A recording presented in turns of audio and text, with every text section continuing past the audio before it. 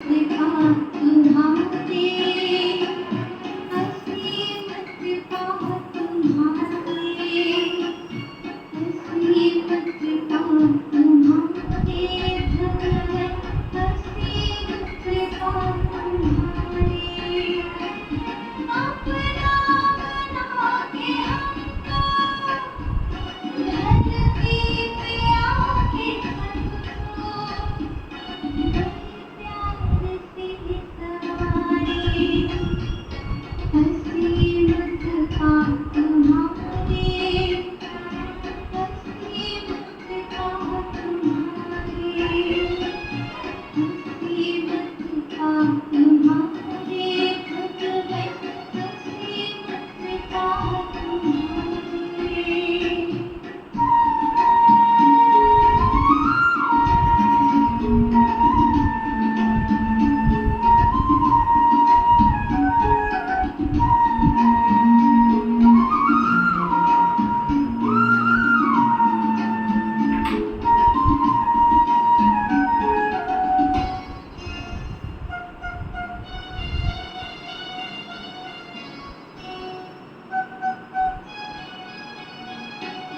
प्यासे प्यारा बनाया हमको सबका भाग्य जगाया दिल दर्द पर बिठा गए आज तक दिलाया तब तो वही मगाता है सारा जहां तुम्हारे सारा जहां तुम्हारे असीम कृपा तुम्हारे असीम कृपा तुम्हारे असीम कृपा तुम्हारे भगवन् असीम कृपा तुम्हारे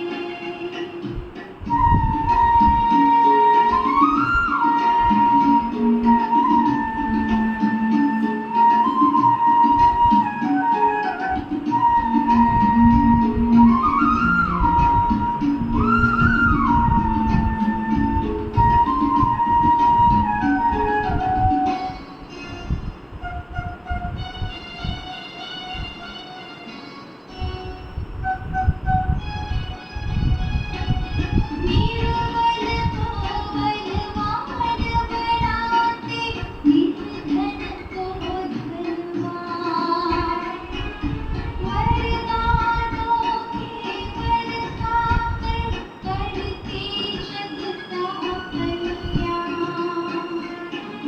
जग के पालनहारे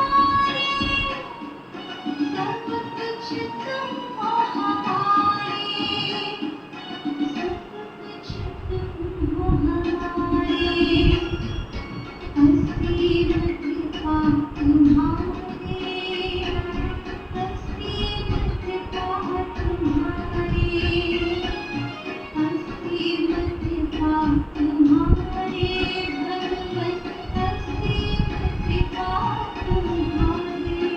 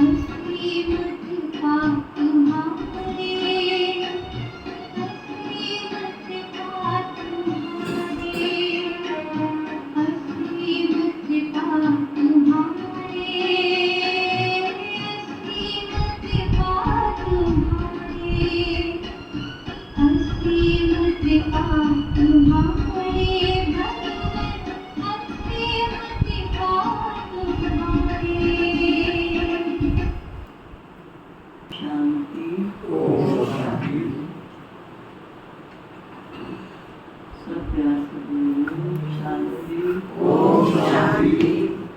ओम शांति। ओम शांति।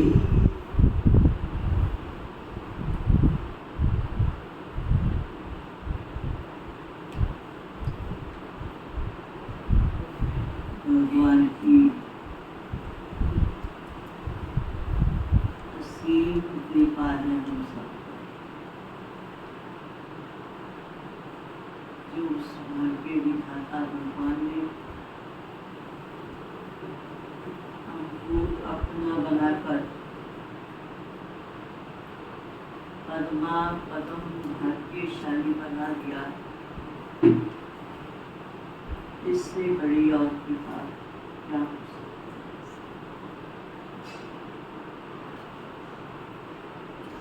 और भगवान ने आते ही हमको पाठ पढ़ाया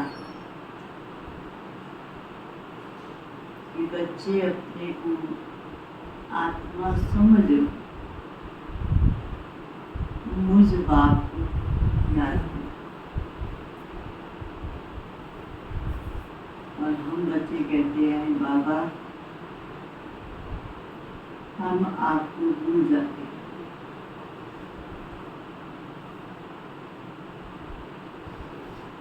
रोज बाबा को हम बच्चों को पक्का कराना पड़ता है कि आत्मा समझ कर बैठ, आत्मा देख करके बैठ। मैं आत्मा हूँ और जिससे मैं बात कर रही हूँ वो भी आत्मा। शायद बाबा की कहने वाली भी दिल को असर होता है, फिर भूल जाती, फिर देह दिखाई देती है। देह क्यों दिखाई देती है? क्योंकि देह में बैठे हैं, देह से डिटैच हुए ही नहीं। अगर हम देह से डिटैच हो जाए तो उससे अटैच भी जरूर हो जाए। नहीं अटैच हो पाते तो मिट्टी की दुनिया में मिट्टी में बैठे, इससे न्यारे हुए ही नहीं। जो बात की याद बन जाए, याद स्वरूप में स्थित हो जाए, फिर देह की स्मृतियां ताजी हो जाती, आत्मा भूल जाती। बाबा कहता भाई बहन की दृष्टि, और भाई बहन की दृष्टि से भी भाई भाई की दृष्टि होती। मैं आत्मा हूँ और जिससे मैं बात कर रहा हूँ वो भी आत्मा। तो मेरी भाई भाई की दृष्टि कहाँ तक की रहती है, कहाँ तक देह की स्मृति बनी रहती है, कहाँ तक देह में रहते हुए देह से न्यारे बनते हैं।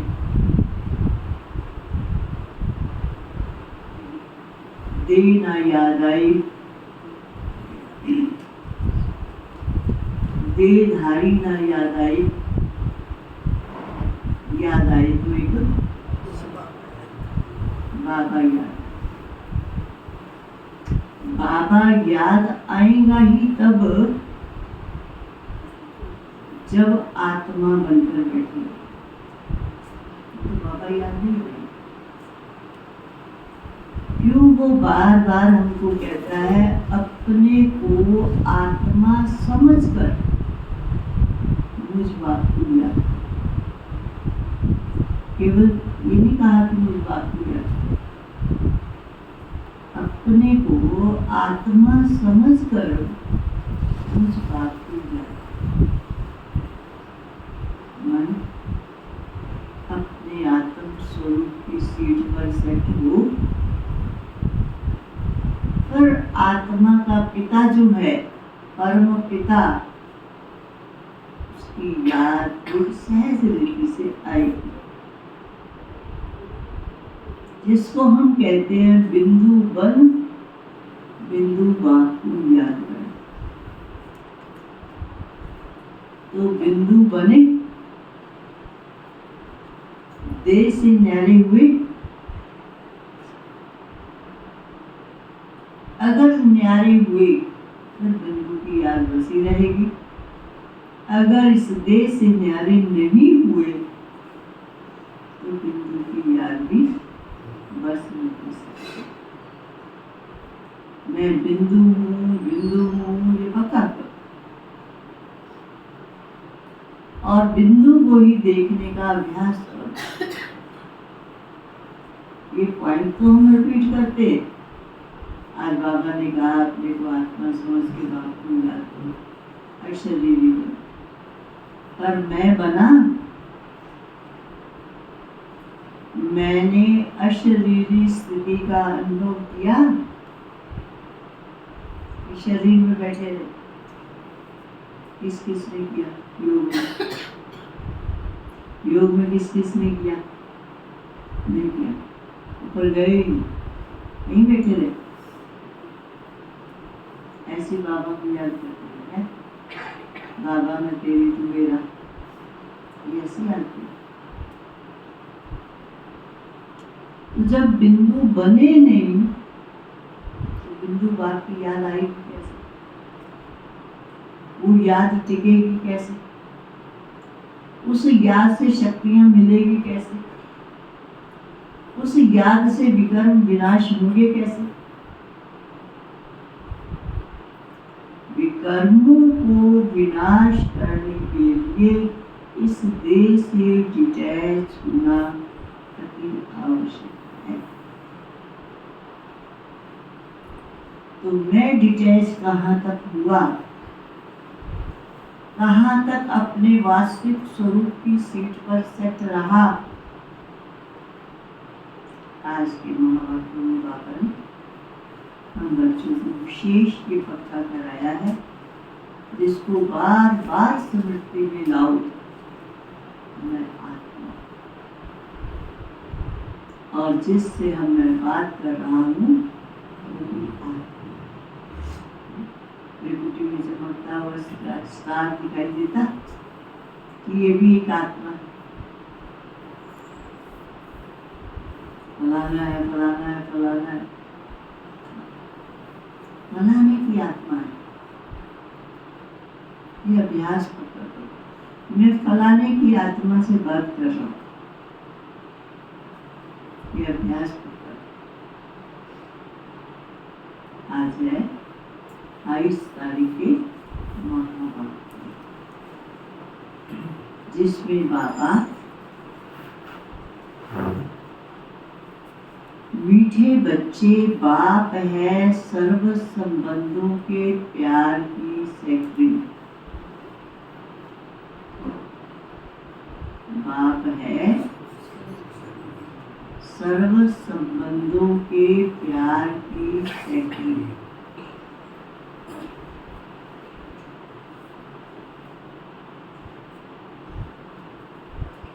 एक मीठे माशूक को याद करो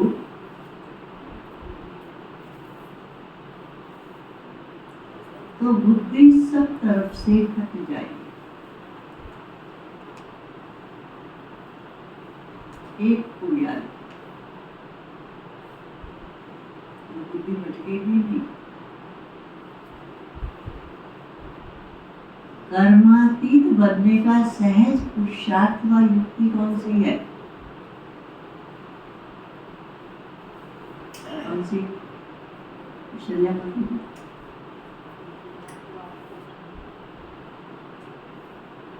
भाई भाई की दृष्टि की हो, केवल रिपीटेशन नहीं। मेरी भाई भाई की दृष्टि कहाँ तक होती है, सब पुरुषार्थ करो, चेक करो। बुद्धि से एक बाप के सिवाय और सब कुछ भूल जाए।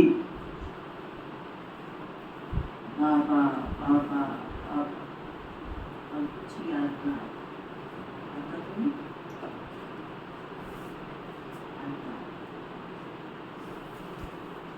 कोई भी देहधारी संबंध याद ना आए तब कर्मातीत बनिए।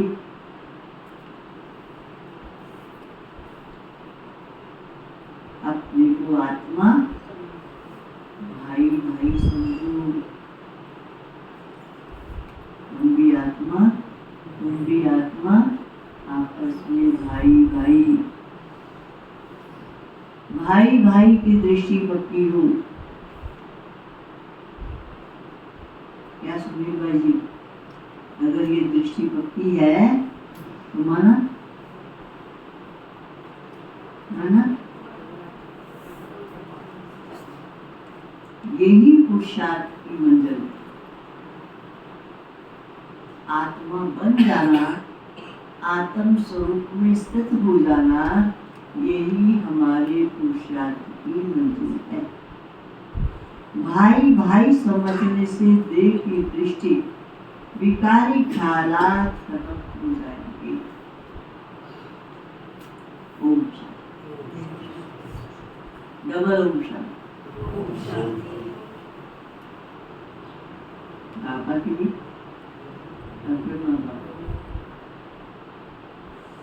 डबल कैसे कहेंगे? ये तो तुम बच्चों की बुद्धि में है, बाप भी है, बच्चों को ही बैठ समझा रहे हैं। पहले तो बाप का निश्चय होना चाहिए कि ये हमारा बाप है, ये हमारा टीचर है, ये हमारा गुरु है।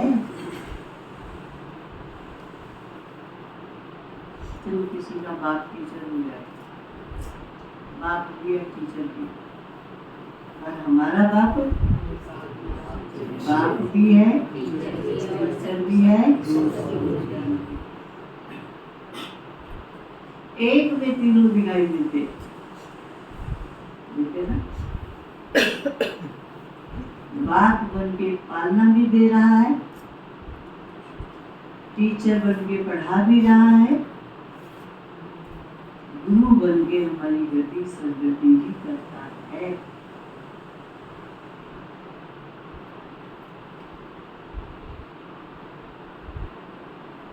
टीचर जवानी में किया जाता है, गुरु 60 वर्ष की आयु के बाद करते हैं।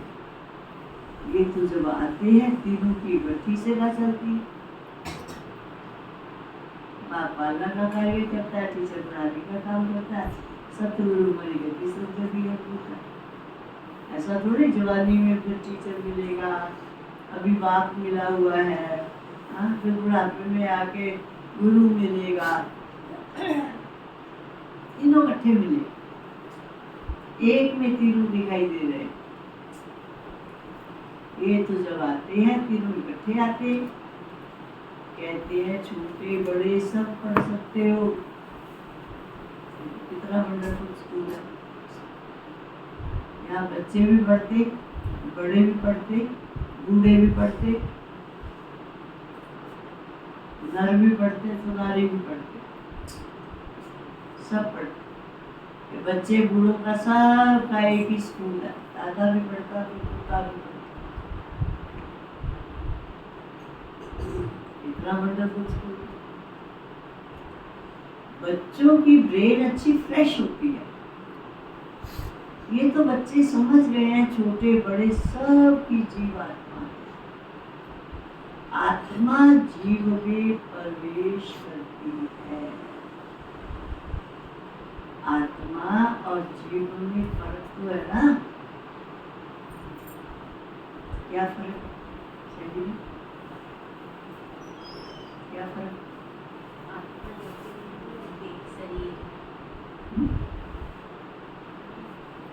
क्या कह रहे? अच्छी बोलो, गलती भी बोलो, अच्छी बोलो।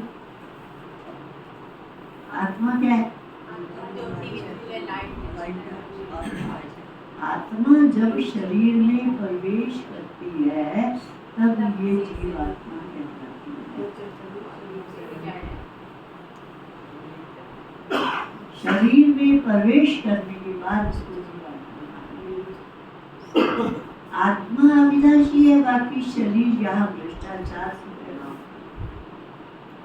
वहाँ तो भ्रष्टाचार का नाम भी नहीं होता। गाया जाता है संपूर्ण निर्विकारी होना। श्रेष्ठाचारी भ्रष्टाचारी अक्षर है ना, ये सब बातें बाप ही समझाते हैं। बच्चों को सिर्फ ये पक्का निश्चय हो जाए कि हम आत्माओं का बाप हमको पढ़ाते हैं।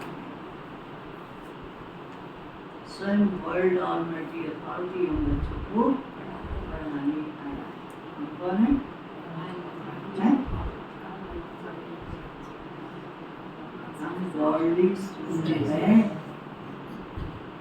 गॉड स्वयं टीचर बन के आया हमको पढ़ाने के लिए।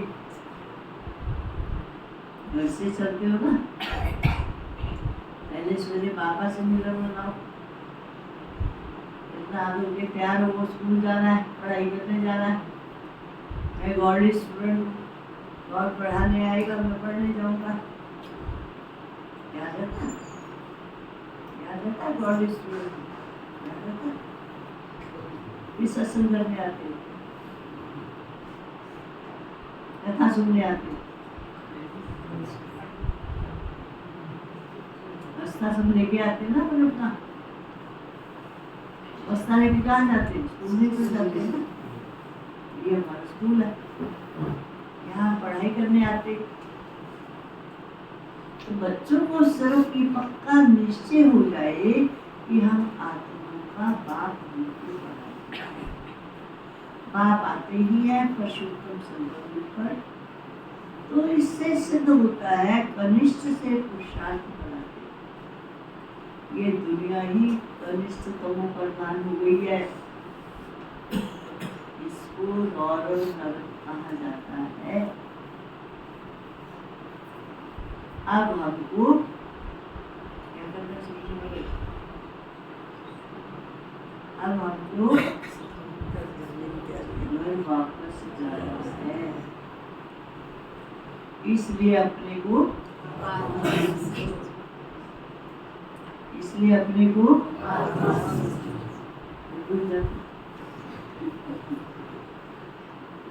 इतना पता करा था अपने को आत्मा समझो, आत्मा समझो। फिर दे याद आ गए, फिर दे के संबंधी याद आ गए, फिर दे के कारोबार याद आ गए। हम भाई भाई हैं, ये पक्का निश्चय कर लो। ये दे तो रहेगी नहीं, फिर विकार की दृष्टि खलास हो जाएगी। बच्ची बहुत बड़ी मंजिल है, इस मंजिल पर बहुत थोड़े पहुंचते हैं। तो गिर गया सो गिर गया।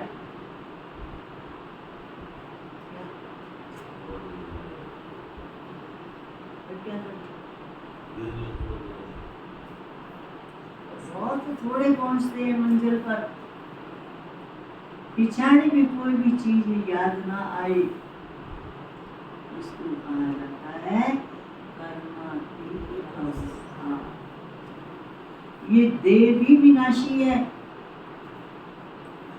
इसमें भी ममत निकल जाए, पुराने संबंध में ममत नहीं रखना।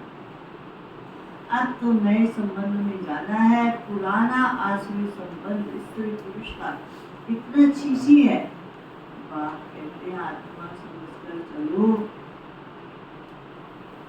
ये पुरुषपन का अभिमान भी ना हो, मैं पुरुष हूँ, मेरी स्त्री है, ये भी बॉडी कॉन्शियस है, ये भी एक आत्मा है, ये भी गॉडली स्टूडेंट है, मैं भी गॉडली स्टूडेंट हूँ। हम एक ही यूनिवर्सिटी के स्टूडेंट हैं। जहाँ ये पुरुषपन का बात आया, बॉडी कॉन्शियस आया, तो गिरावट हो गई। गिरावट सिर्फ विकारी गिरावट की बात नहीं है, दृष्टि में भी सूक्ष्मता भी ये आया, अंदर अहम आया, संकल्पों में तो गिरावट हुई। आए, बस हम स्टूडेंट है, पढ़ाई कर रहे हैं, पढ़कर हमको देखता बनना है कि पाठ का हो गया। अब वापस घर जाना है, आत्मा आत्मा समझ के रहेंगे तो फिर शरीर का भार नहीं रहेगा। स्त्री पुरुष की कशिश निकल जाएगी। लिखा हुआ है अंतकाल में स्त्री से जैसे चिंतन से मरेंगे वैसे तो जैसा चिंतन करते करते जाएंगे, बाबा बाबा करते जाएंगे, तो फिक्स है। अब देखो मुझे कुछ भी थोड़ा बहुत होता तो मुझे कौन याद आता? बाबा याद, मेरे संग संग चलते बाबा, कंबाइंड रूप का अनुभव करते, बाबा मेरे साथ है, उसको अपने से जुदा क्यों करते हो? जो और कोई कंबाइंड बन जाए। बाबा मेरे साथ, मैं बाबा के साथ, बाबा मेरे साथ, साथ ही साथ है, फिर डरने की क्या बात? इसलिए कहते हैं अंतकाल गंगा जन्म हो, श्री कृष्ण की याद हो। भक्ति मार्ग में तो श्री कृष्ण की याद रहती है ना, श्री कृष्ण भगवानों वच कह देते हैं। यहाँ तो बाप कहते हैं बच्चे दे याद ही नहीं करनी। इसको याद करना,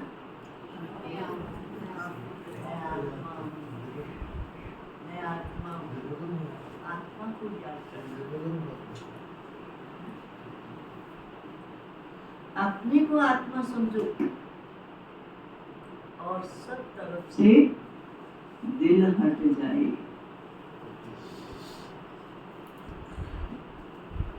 एक तुमसे ही प्यार करूं बाबा, एक बाबा की याद इतनी बस जाए, न देह याद आए, न देहधारी याद आए, न देह की दुनिया याद आए, याद आए एक बाबा याद। सभी संबंधों का प्यार एक में जैसे सेकंड हो जाता है, सबका मीठा और फिर सबका माशूक भी है। माशूक एक ही है, आशिक अनेक है। परंतु भक्ति मार्ग में कितने नाम रख दिए हैं, भक्ति का विस्तार बहुत है। यज्ञ, तप, दान, पुण्य, तीर्थ, व्रत करना, शास्त्र पढ़ना, ये सब भक्ति मार्ग की सामग्री है। और देखो ये करते भी रहेंगे और साथ साथ श्लोक पढ़ते रहेंगे। यज्ञ तप संन्यास करने से मैं नहीं मिलता, दुनिया आजमाने से मैं नहीं मिलता, वेद शास्त्र पढ़ने से मैं नहीं मिलता, मैं जो हूँ जैसा हूँ स्वरूप से मुझे याद कर तो मेरी प्राप्ति होगी। पढ़ वही रहे हैं, कर वही रहे हैं, पर जब इससे वो मिलता ही नहीं है फिर करने की फायदा। मना वो सिर्फ श्लोक पढ़ने के लिए, श्लोक का भाव क्या है, क्या कह रहा है वो, से क्या चाहता है, इतना हम ध्यान देते हैं। हम तो ध्यान दे रहे हैं, बाबा के बच्चे बन गए तो पता लग गया ना कि इन चीजों से भगवान नहीं मिलता, भगवान की प्राप्ति नहीं होती। हाँ, भक्ति का फल मिला है, ज्ञान समझ, बाप मिला, एक वो मिला तो सब कुछ मिल गया। ये भी तुम नोट करते हो समझाने के लिए, बाकी तुम्हारे कागज आदि कुछ भी रहने वाले नहीं है। फिर लिखने का क्या फायदा जब ये कागज पूरे रहने वाले ही है, हैं? फिर क्या करोगे? आएंगे काम, कर्फ्यू लगा हुआ है, निकल नहीं सकते, हाथ ये फेल हो जाएंगे, ये मोबाइल शोबाइल सब फेल हो जाएंगे। फिर जो घर में पड़ी हुई कोई मुर्गियाँ, कोई आपकी लिखत होंगी, वो काम आएगी, वो उठा के पड़ेंगे। बाबा क्या कहता, अभी तो इतना आधार मोबाइल का मिला है, इस आधार पर ही टिक गए। एंड समय ये सब धोखा दे जाएंगे। एक दिन के लिए भी नेट बंद होता है तो कारोबार रुक जाता है। तो होना है ना बंधन कि नहीं? जहां बुद्धि फंस गई है तो भगवान ने निकालनी भी तो है ना। ये नोट को समझाने के लिए, बाकी तुम्हारे कागज आदि कुछ भी रहने वाले नहीं है। बाप समझाते बच्चे, तुम शांति धाम से आए थे, शांत ही थे, और शांति के सागर से तुम शांति का, पवित्रता का वर्षा ले रहे हो। अभी तुम वर्षा देते हो, ज्ञान भी दे रहे हो। चलो बाबा के पास।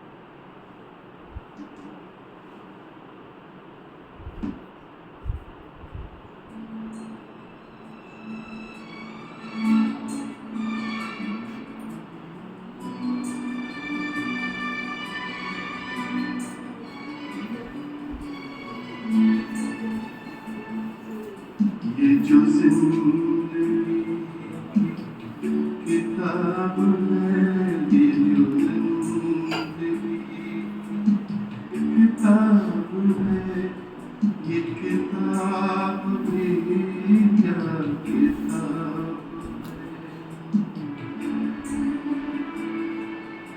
कहीं एक हसीन सखाब है कहीं जानलेवा अज़ाब है ये जो जिंदगी किताब है ये जो जिंदगी किताब है ये किताब भी क्या किताब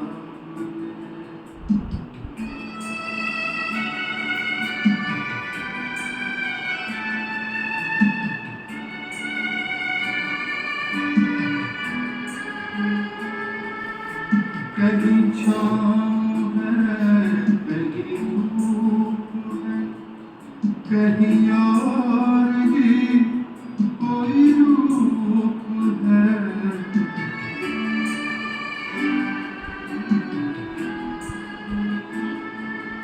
कहीं छाँव है कहीं धूप है कहीं और ही कोई रूप है कहीं चेहरे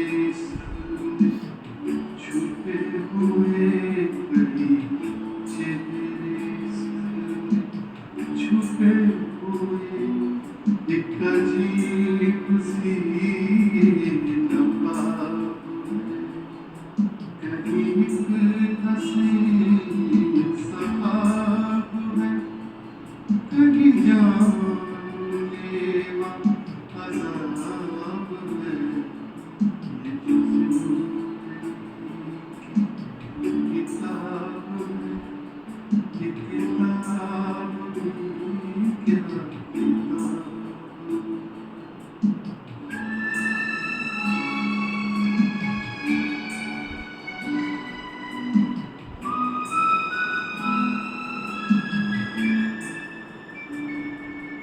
कहीं खो दिया कहीं पा लिया कहीं रो लिया कहीं गा लिया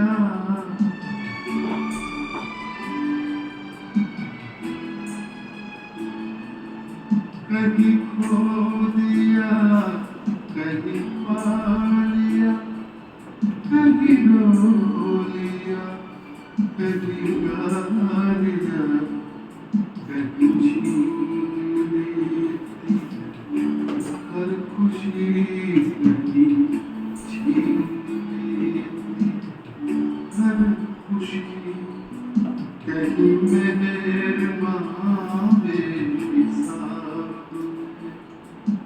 कहीं एक हसीन सहाब है कहीं जानलेवा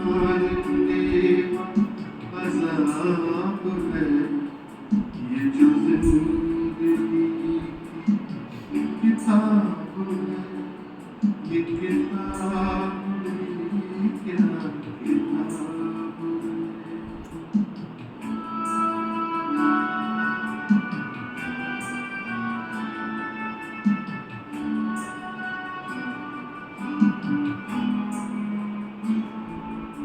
कहीं आंसू की है दास्तां कहीं मुस्कुराहटों का बयान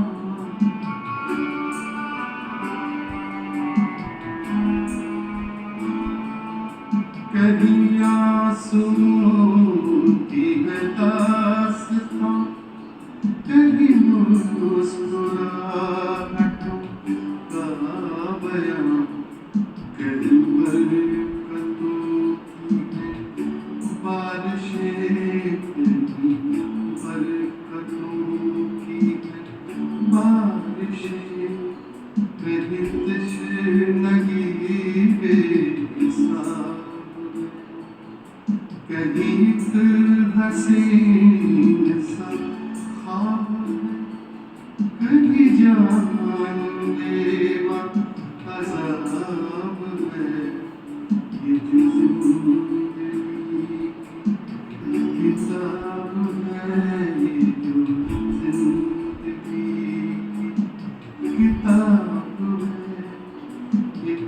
किताब भी किताब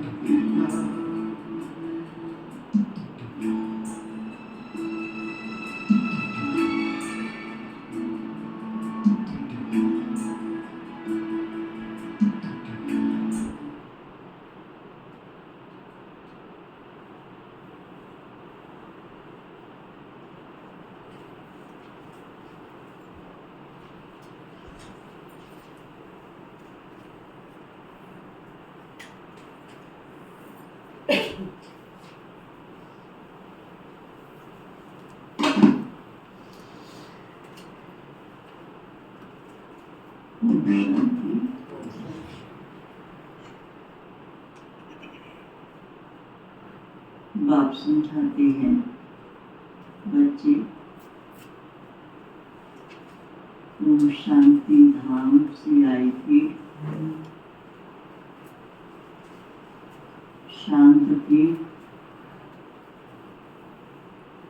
शांति के सागर से तुम शांति का, पवित्रता का वर्षा ले रहे हो। अभी तुम वर्षा ले रहे हो ना, ज्ञान भी ले रहे हो। स्टेटस आपके सामने है, लक्ष्य क्या बनना है। ये ज्ञान सिवाय बाप के और कोई दे नहीं सकता। ये रूहानी ज्ञान है, ये रूह को राहत देने वाला ज्ञान है। रूहानी बाप एक ही बार आते हैं देने के लिए। रूहानी बाप ही रूहानी ज्ञान दे रहे हैं और कोई दे नहीं सकता। उनको ही कहते हैं पतित पावन। सुबह तो बच्चों को बैठ ड्रिल कराते हैं, वास्तव में इसको ड्रिल भी नहीं कहा जाए। प्यार से बाप को याद करते हैं। अपने को आत्मा समझकर मुझे याद करो, बता करा।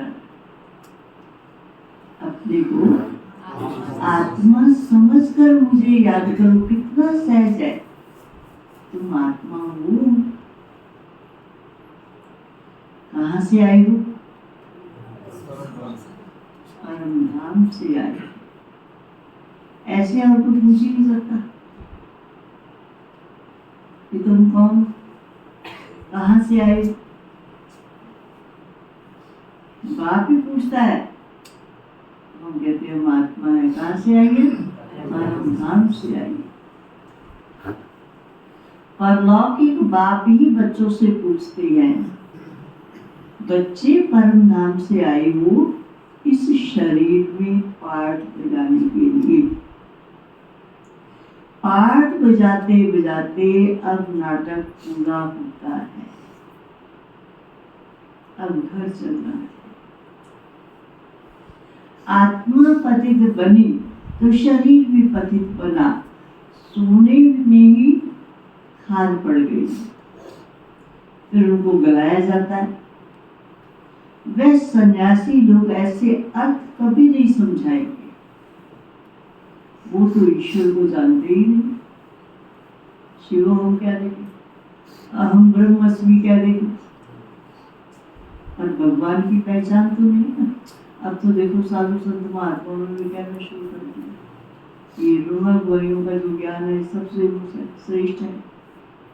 ये भगवान तक पहुंच जाता है, भगवान से प्राप्ति कराता है,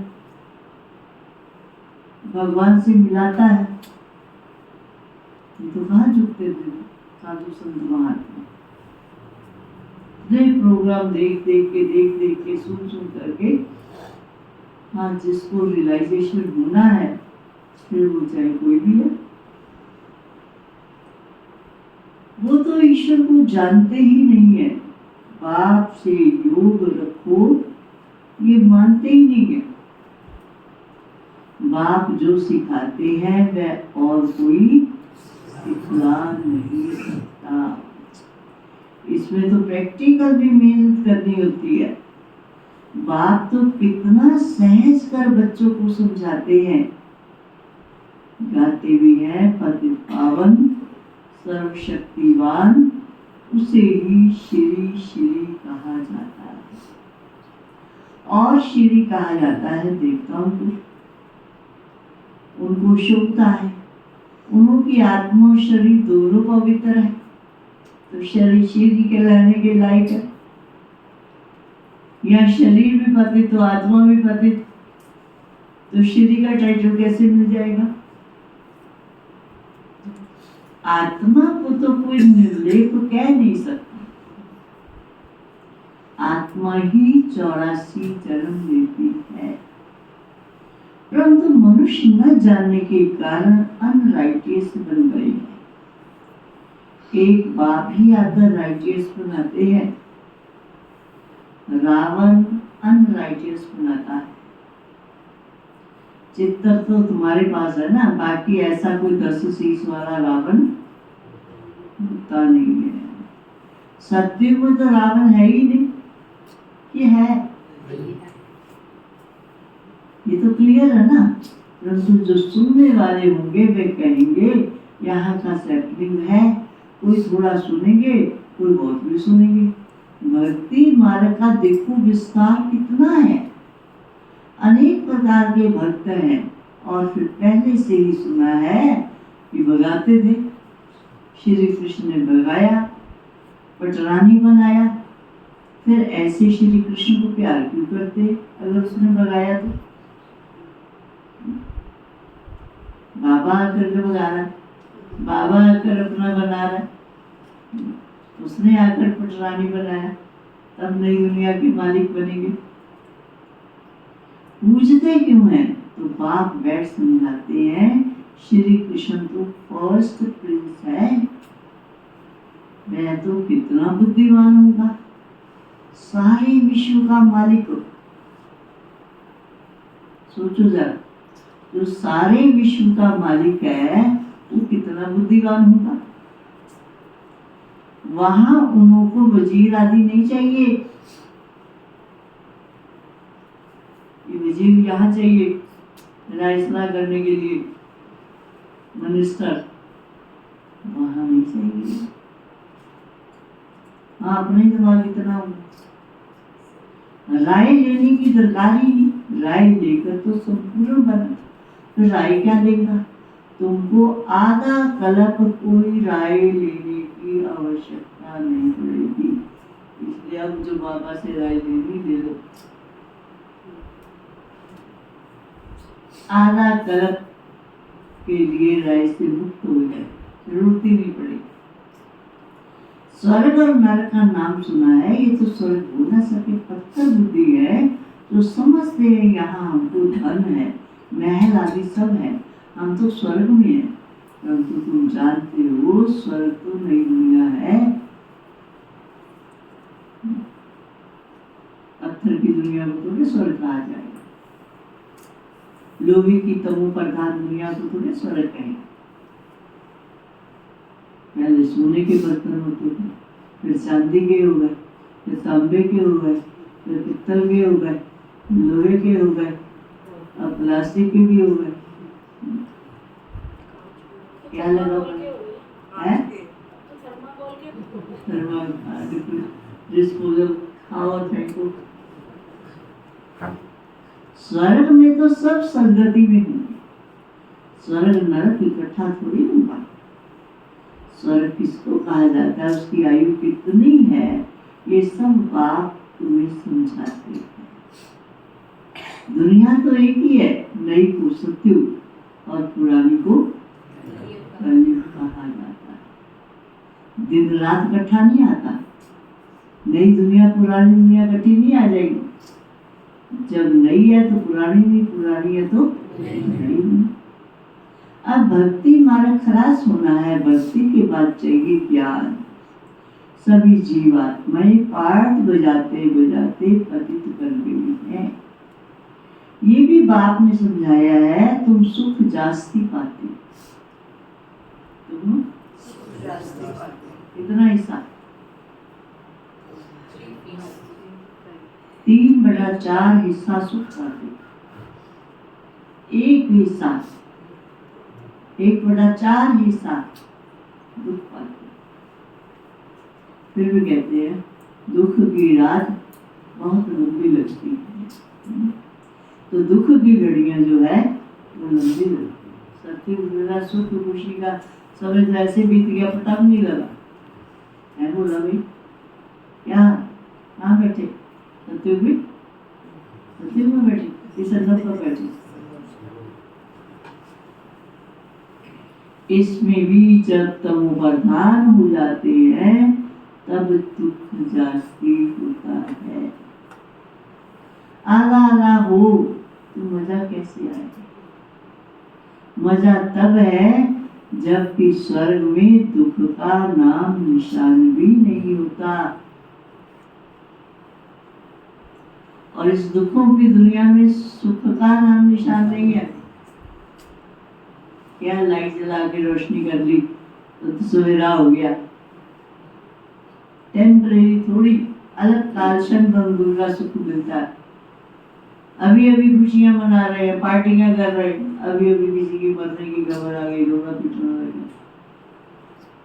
ये दुखों का जंजाल है, ये दुखों की दुनिया है, दुख ही दुख है। तभी एक दो को दुख देते रहते, कांटे चुभोते रहते। आज पड़ोसी को देखकर खुश नहीं है, इसके घर में सुख शांति है, क्यों है?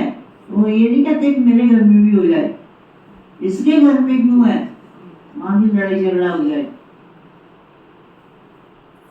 ये है कलयुगी दुनिया की हालत। हमारे घर में भी ऐसा सुख शांति हो जाए, हम भी ऐसे खुशनुमा बन जाए, दुख की लहर हमारे घर में भी ना आए, ये नहीं करे, उसके घर में दुख आ जाए। कोई ना कोई ऐसी बात रचेंगे ताकि वो भी दुखी हो जाए, क्योंकि मनुष्य दुख पा करके इतना दुखी हो गया ना कि दुख दिए बिना रहता ही नहीं। सुखों की दुनिया तो भूल ही जाता है। तब तो स्वर्ग को सब याद करते हैं। नई दुनिया और पुरानी दुनिया का ये बेहद का खेल है, जिसको कोई जान नहीं सकता। बाप भारतवासियों को ही समझाते हैं। बाकी जो सब है वह आधा कल्प में आते हैं। आधा कल्प में वो सिर्फ तुम सूर्यवंशी चंद्रवंशी, तुम पवित्र हो, इसलिए तुम्हारी आयु भी बड़ी होती है और दुनिया भी नई होती है। वहाँ एवरीथिंग न्यू, सब नया ही नया, अनाज पानी धरनी सब नया होगा। इस गंदी दुनिया का कुछ भी नहीं होगा। आगे चलकर तुम बच्चों को सब साक्षात्कार कराते रहेंगे कि ऐसा ऐसा होगा। शुरू में भी हुए ना साक्षात्कार, और शुरू में जो साक्षात्कार हुए उसके बाद पुरुषार्थ कर सके, और एंड में जो साक्षात्कार करेंगे कर कुछ नहीं सकेंगे सिवाय पश्चाताप के आंसुओं से। तो पछताना ना पड़े, इसलिए हम जो करना है अब कर। नजदीक आएंगे तो खुशी दिखाई देगी। मनुष्य बाहर देश से अपने देश में आते हैं तो खुश होते हैं। कोई बाहर में कहा मरता है तो उसको एरोप्लेन से अपने देश में ले आते, उसकी लाश को भी ले आते कि अपने देश में संस्कार करें। सबसे फर्स्ट क्लास पवित्र से पवित्र धरनी भारत है।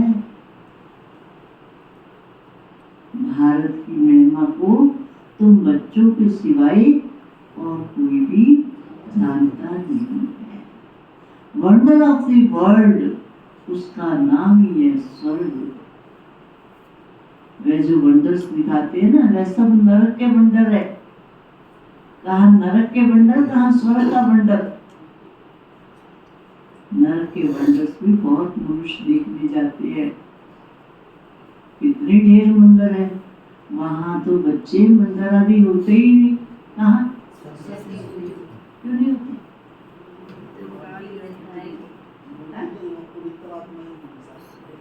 वहाँ घर घर ही मंदिर होगा, घर घर में चेतन देवी देवताओं का वास होगा, मंदिर की आवश्यकता ही नहीं। वहाँ बच्चे नेचुरल ब्यूटी होती है। मनुष्य भी बहुत थोड़े होते, सुगंध आदि की भी वहाँ दरकार है। सुगंध नेचुरल होती है। कोई अगरबत्ती जलावे, कोई सेंट छिड़के, बदबू आ रही है, बदबू आएगी। हर एक को अपना अपना फर्स्ट क्लास बगीचा होगा। चलो अपने अपने बगीचे में सैर करो। हर एक का क्या फर्स्ट क्लास बगीचा हो, तो अपने बगीचे में चले सैर करोगे, पहले करोगे, परिवार के साथ करेंगे। हैं फर्स्ट क्लास बगीचा होगा, फर्स्ट क्लास फूल होंगे, वहां की तो हवा भी बहुत फर्स्ट क्लास होगी। ना हवा खाने के लिए छत पे नहीं जाना पड़ेगा, नेचुरल। गर्मी आदि भी तंग नहीं करेगी, फिर वहां ऐसी होंगे।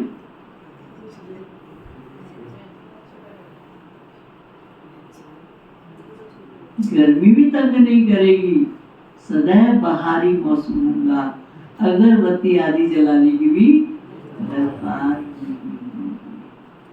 स्वर्ग का तो नाम ही सुनते क्या मुख में पानी आ जाता है।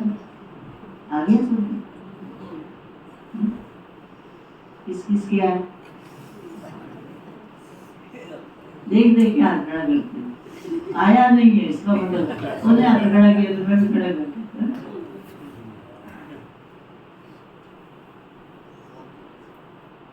स्वर्ग का नाम ही लेते मुख में पानी आ जाता। तुम कहेंगे ऐसे स्वर्ग तो झट पहुंच जाए, क्योंकि तुम स्वर्ग को जानते हो, परंतु फिर दिल कहती है अभी तो इस बेहद के बाप के साथ है। बाप पढ़ाते हैं, ऐसा चांस फिर थोड़ी मिलेगा। यहाँ मनुष्य मनुष्य को पढ़ाते हैं, वहां देवता ही देवताओं को पढ़ाएंगे।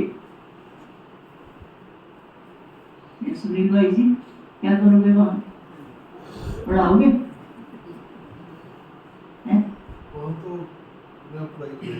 आपे पढ़ लेंगे। देवता देवताओं को पढ़ाएंगे ना, तो आप पढ़ाने का संस्कार यहाँ से लेके जाएंगे ना, तो देवताओं को भी पढ़ाएंगे ना। ये नहीं होगी तो पढ़ाई तो होगी ना, चाहे सीखने की है, चाहे ये वाद्य यंत्र है, चाहे पेंटिंग है, हाँ वो तो यहाँ सीख लेंगे ना। यहाँ सीख के संस्कार लेके जाएंगे तो नहीं कमाल करेंगे। हाँ आरती बन के गए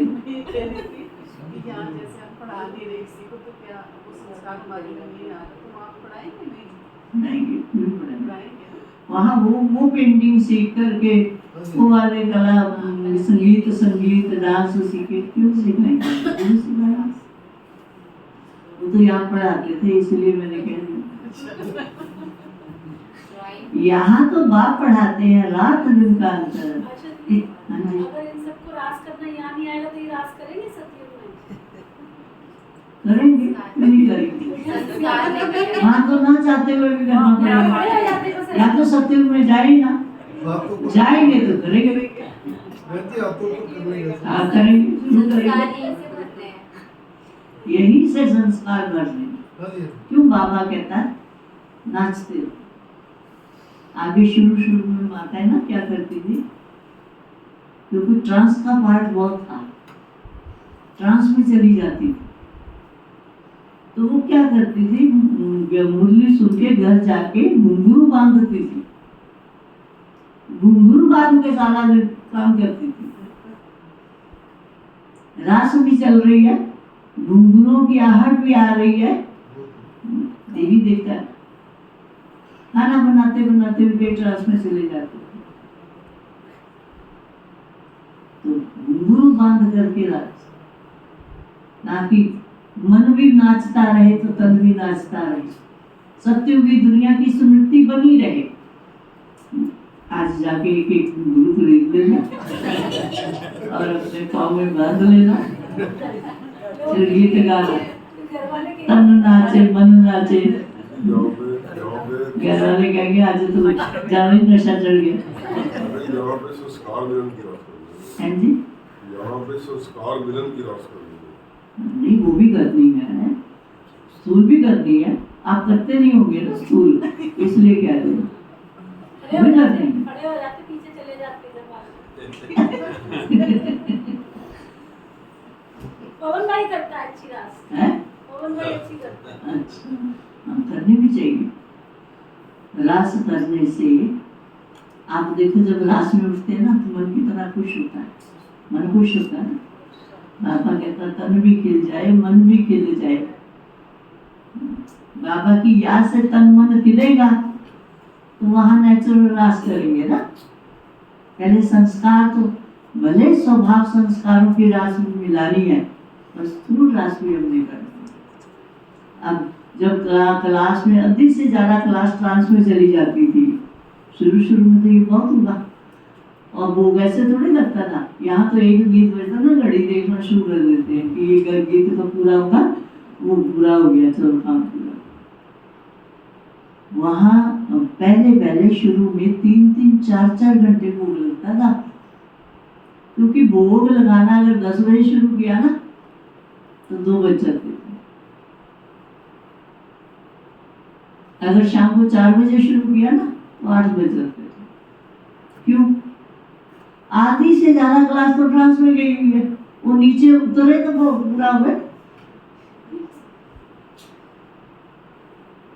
जी आपने देखा ना दादा जी? हाँ जी, मैंने देखा। हाथों फिर मत्थे पर हाथ फेर फेर के बुलाते थे, आ जाओ आ जाओ, नीचे की दुनिया में आ जाओ, मिट्टी की दुनिया में बुलाते थे, आ जाओ। ऐसा होता। और अम्बाला में तो बहुत थी, ये ईश्वर चंद्र गोंडल जी सारे ध्यान में जाने वाले थे। भाई भी जाते थे, माता कौशली बहन, दूसरी कौशली, तीसरी कौशली, सब ट्रांस में थे। ट्रांस का पार्ट हुआ। सारी रात का योग रखना, रात को पूरी होगी पता ही नहीं लगा, क्योंकि रास में चले गए और रास करते रहे। ऐसे बैठ के योग करे तो शायद उठे खाते रहे, और रास में चले गए, रास कर रहे तो रास में पता ही रात को पूरी होगी। सारी रात का योग पूरा है। तो कावड़ क्या हो गई? रास करते तो और खुशी हो जाती है। यहाँ तो बाप पढ़ाते हैं, रात दिन का फर्क है, कितनी खुशी होनी चाहिए। 84 जन्म भी तुमने लिए, तुम ही वर्ल्ड की हिस्ट्री ज्योग्राफी को जानते हो कि हमने तो अनेक बार ये राज्य लिया और रावण राज्य में आए। अब बाप कहते तुम एक जन्म पवित्र बनो तो 21 जन्म तुम पावन बन जाएंगे। क्यों नहीं बनेंगे? परंतु माया ऐसी है जो दाल गलने ही नहीं देती। क्या करते?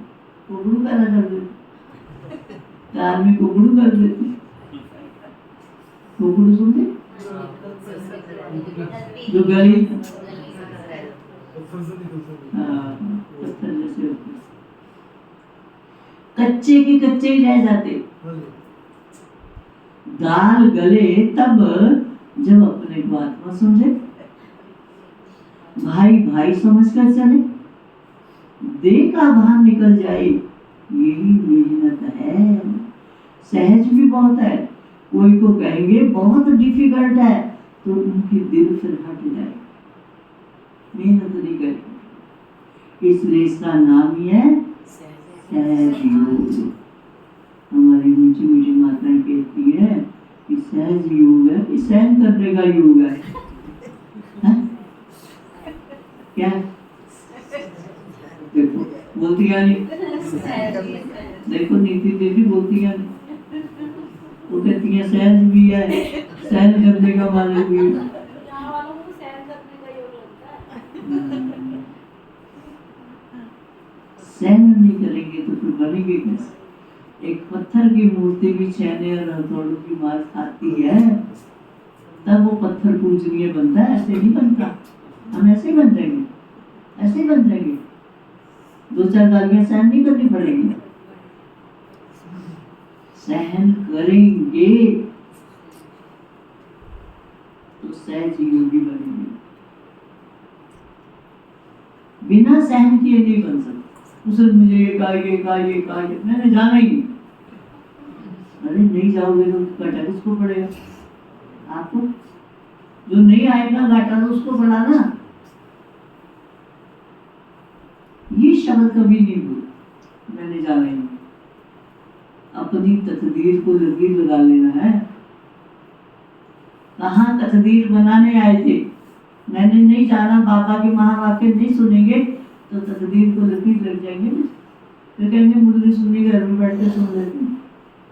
अगर घरों में पढ़ाइयाँ हो जाती हैं तो स्कूल कॉलेज की आवश्यकता क्यों पड़ती? तो घरों में पढ़ लेते सारे, घर में नहीं पढ़ाया जाता। एक संडे आता ना तो बच्चों की दिनचर्या सारी खराब हो जाती है, उठेंगे ही नहीं से। रोज उठते हैं, रोज नहा धो के तैयार होकर स्कूल जाते हैं। आज छुट्टी है ना, इसलिए सारी दिनचर्या, माताओं की खाना बनाने की दिन, नाश्ता बनाने की दिनचर्या सारी बिगड़ जाएगी, 10 बजा देंगे।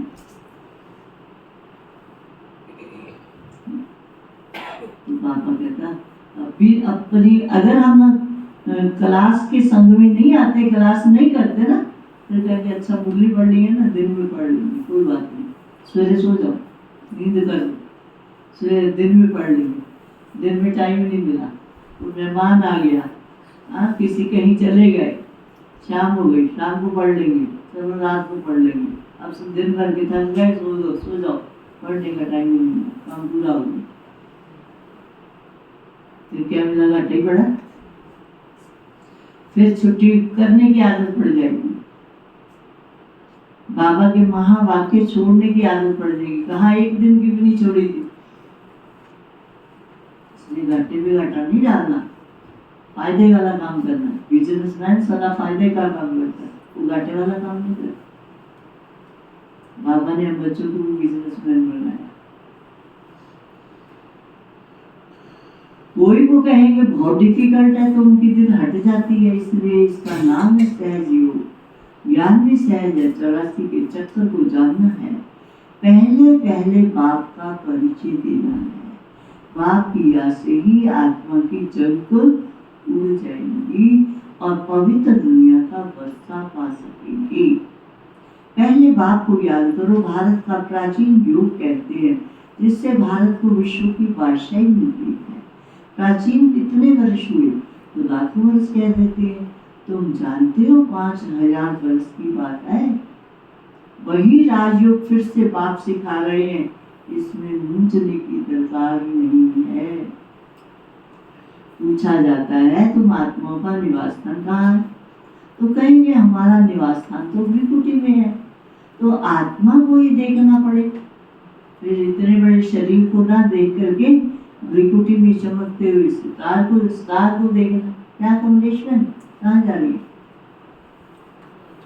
रास्ते में।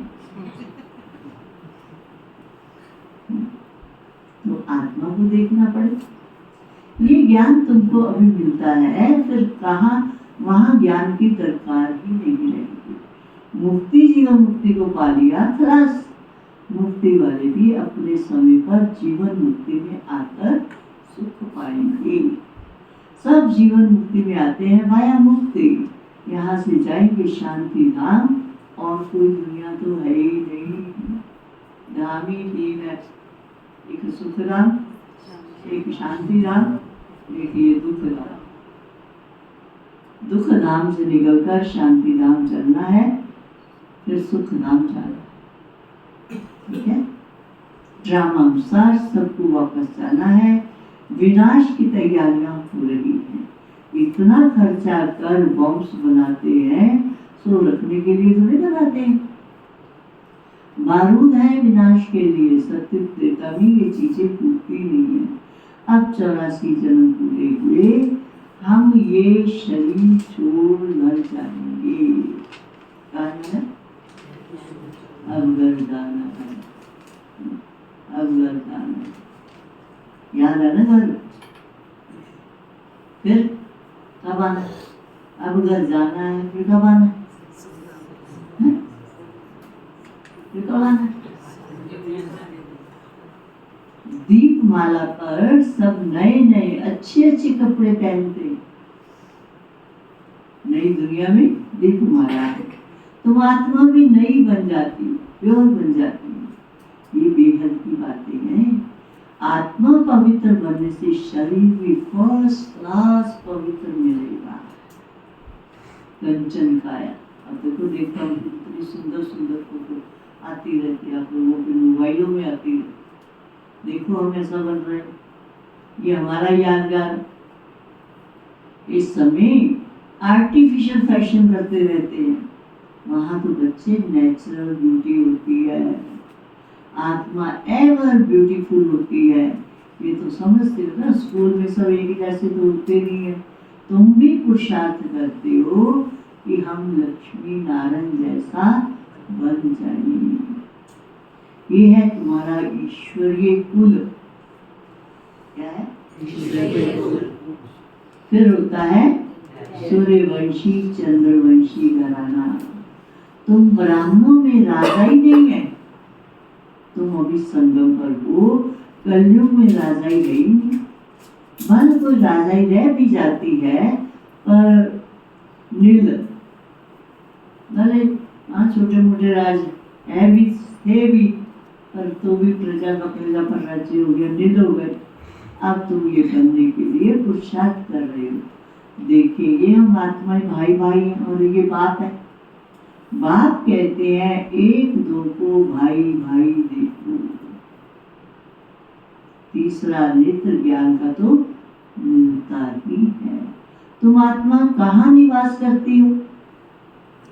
आत्मा भाई पूछती है, आत्मा कहाँ रहती है? अब की राजाई भी तो ऐसे, नेपाल में इतनी राजाई चली। नेपाल को जो राजा था ना, उसको 3 बेटे थे। उसने अपने तीनों बेटों की शादी जो है ना एक ही घर में की, इसलिए कि हमारे राज परिवार की बातचीत बाहर ना जा सके, एक ही परिवार में। वो भी तीनों बहनें होंगी तो कारोबार को अच्छी रीति से संभाल सकती। भावना देखो कितनी शुभ, कितनी श्रेष्ठ। पर हुआ क्या? उसी के भाई के लड़के ने राजा को खत्म कर दिया, क्योंकि रॉयल नर्क है, भले राजा ही है, थी अब तो नहीं। सोचता मनुष्य कितना ऊंच है, श्रेष्ठ है, पर तमो प्रधान दुनिया ना, तमो प्रधान दुनिया का प्रभाव पड़ता है।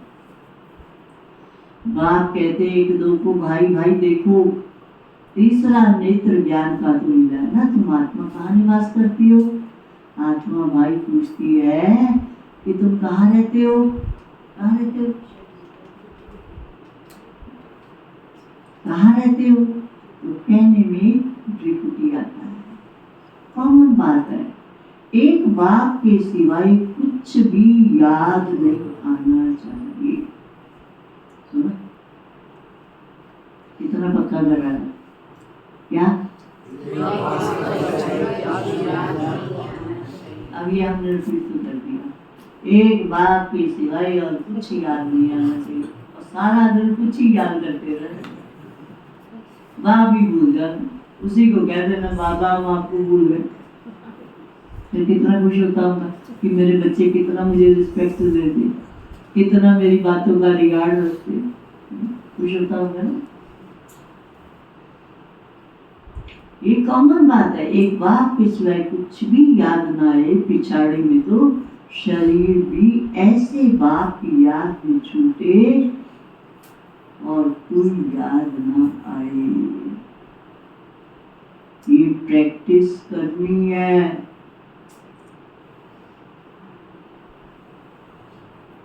देखो मेरा शरीर छूट रहा है, मेरे अंदर एक बाबा की याद, कोई ना याद आई, कोई देदारी ना याद आई, बाबा बाबा बाबा। ये प्रैक्टिस करो। अपना शरीर छूटता हुआ आपे देखो, अपने शरीर का संस्कार होते हुए आपे देखो। देखते हो पहले कैसे देखे? होना तो है ना इस शरीर का संस्कार के नहीं होना, और क्या पता क्या होगा। जो बाबा कहता दीवा बत्ती करने वाला भी कोई नहीं रहेगा। तो आप तो देख लो कि मैं इसका संस्कार कर रही हूँ।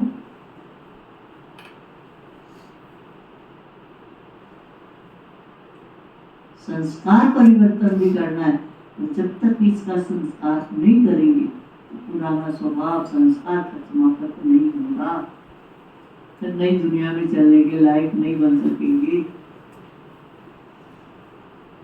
ये कॉमन बात है, एक बाप के सिवाय कुछ भी याद ना आए, पिछाड़ी में शरीर भी ऐसे बाप की याद में छूटे, ये प्रैक्टिस करते रहना है। अच्छा, मीठे मीठे सिकिलरे बच्चों के भी माता पिता बाप दादा का याद प्यार गुड रूहानी बाप के रूहानी बच्चों को नमस्ते। हम सब रूहानी बच्चों की रूहानी बाप दादा को देव राजा सिकवा प्रेम से नमस्ते नमस्ते। सार है, सत्युग में फर्स्ट क्लास सुंदर शरीर प्राप्त करने के लिए क्या करना? क्या करना? सत्युग में फर्स्ट क्लास सुंदर शरीर प्राप्त करने के लिए अभी आत्मा को पावन बनाना है। कट उतार देनी है, जो जग पे चढ़ा हुआ है ना उतार देना है। आर्टिफिशियल फैशन नहीं करना है। किसको दिखाना? हम तो बाबा के हैं, बाबा को दिखा रहे तो दिखाना, हम किसको दिखाना? एवर पवित्र बनने के लिए प्रैक्टिस करनी है। एवर पवित्र बनने के लिए प्रैक्टिस करनी है। एक बाप के सिवाय कुछ भी याद ना आए। ये देवी बोली हुई हो, भाई भाई की दृष्टि नेचुरल पक्की हो,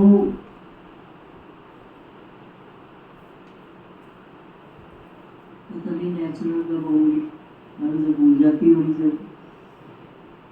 इतने साल हो गए याद नहीं सकते, फिर दे याद आ गई।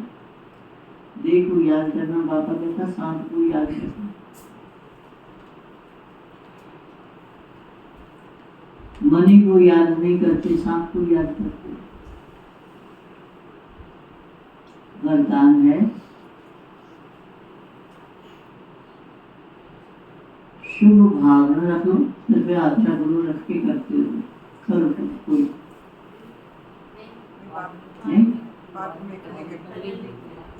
शुभ भावना, शुभ कामना के सहयोग से, शुभ भावना शुभ कामना के सहयोग से आत्माओं को परिवर्तन करने वाले सफलता संपन्न भव।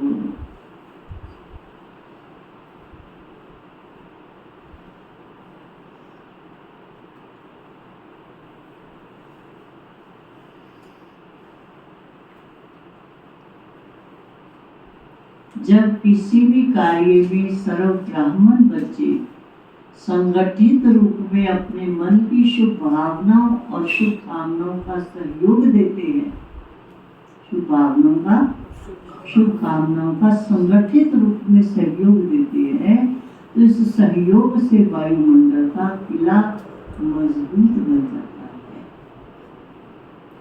जो आत्माओं को परिवर्तन कर देता है। जैसे 5 अंगुलियों के सहयोग से कितना बड़ा कार्य सहज हो जाता, ऐसे हर एक ब्राह्मण बच्चे का सहयोग सेवाओं में सफलता संपन्न बना देता है। 5 उंगलियों के सहयोग से लड्डू बन जाता। 1 उंगली से लड्डू बनेगा, 2 उंगली से बनेगा, सबका सहयोग से तभी लड्डू बनेगा।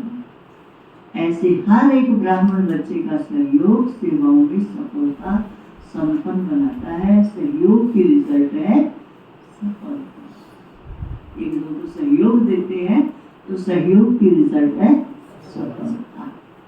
स्लोगन है, कदम कदम में पद्मों की कमाई जमा करने वाला ही,